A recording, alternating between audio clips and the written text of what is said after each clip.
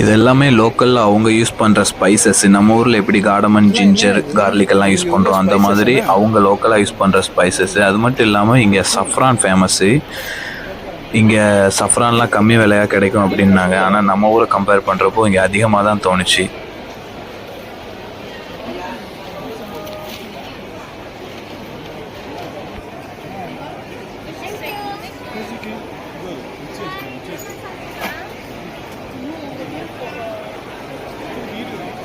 இதெல்லாம் fruit salad, ice creams, எல்லாம் fresh fruits.